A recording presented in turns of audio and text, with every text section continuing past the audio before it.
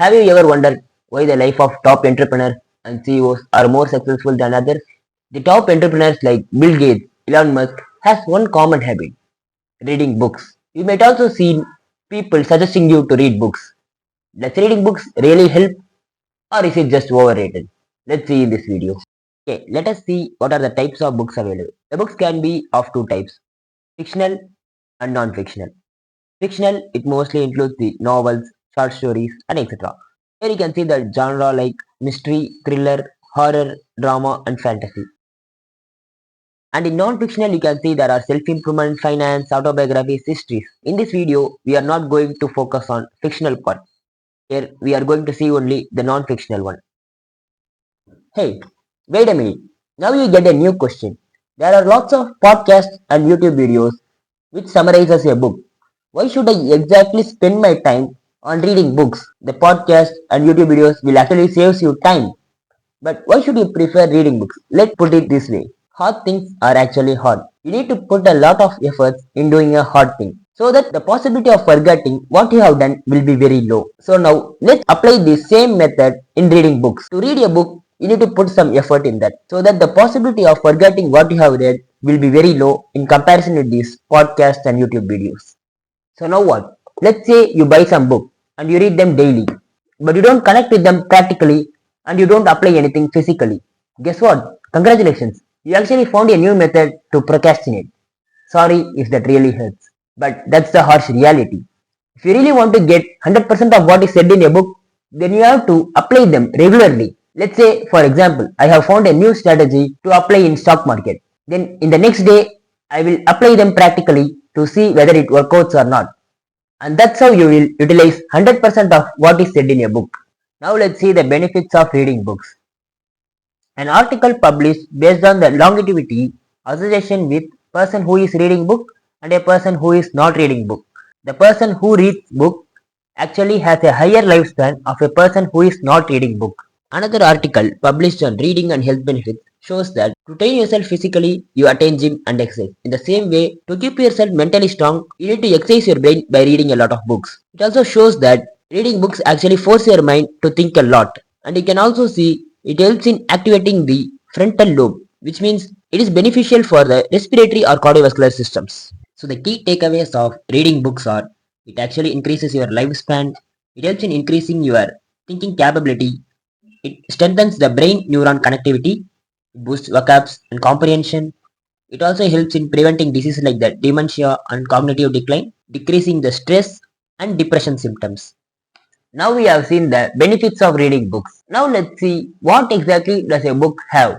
The books is written in two types. Let's say the first one is autobiographies. These autobiographies are actually written by the top entrepreneurs, CEOs and famous sports persons. They actually write this book keeping in mind of their own life, the strategies they use to win, their mistakes, what you need to do, what you should not do and other things.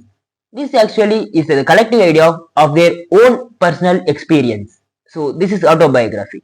The other thing is an author actually researches a lot of people like the famous personalities, CEOs, entrepreneurs, and they look into the common habit they actually have and which will actually helps them to become more successful than other people. So these are the things this author will consider while collecting these facts. And they write a book which will actually helps you to become more successful than other people. And one common misunderstanding that I see among people is that books are outdated.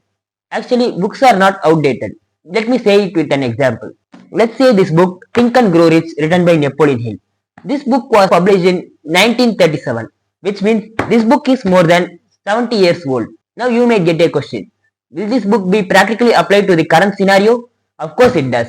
And it works like magic. Till now you can see a lot of reviews saying that this book actually works.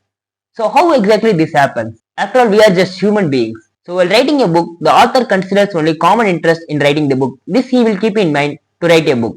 So it will be practically applicable for every person at every timeline. The one particular challenge that I can see people facing are that I'm interested in reading books, but I can't be able to afford to buy a book. So, what you can do in this situation is you can always borrow the book from a library or from a friend.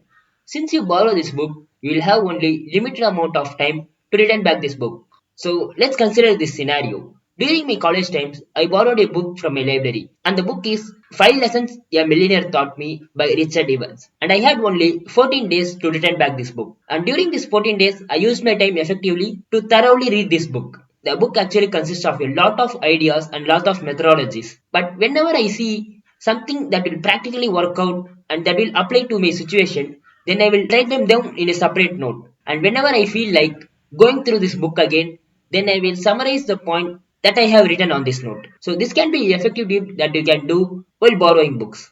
So here we come to the ultimate question.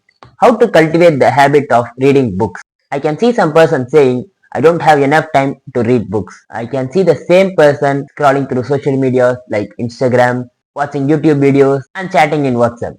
The only thing that is always going to stop you from reading books is always you. If you have the mindset to really read books, then you will surely read them.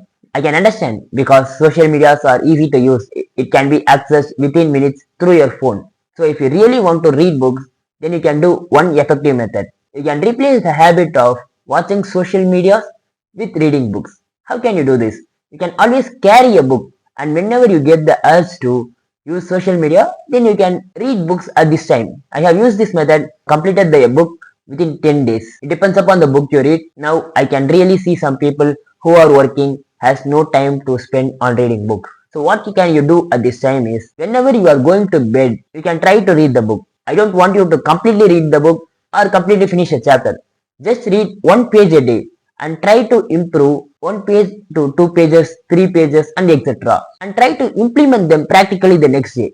This will actually help you to read a book and complete it within 20 to 30 days on an average. So these are the tips you can use to cultivate the habit of reading books. So here we come to the end of the video. If you have really any questions, drop it down in the comments. And if you want more video like this, then leave a like.